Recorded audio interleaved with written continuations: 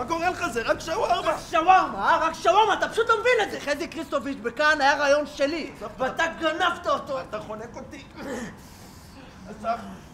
כל הבדיחות שם הכי טובות היו שלי, ומה אתה עשית, אה? נתת פה לצלם את הפיילוט והשחקת באיזה חצי תפקיד. בוא נראה אותך עכשיו מזמינים מסעדות חדשות.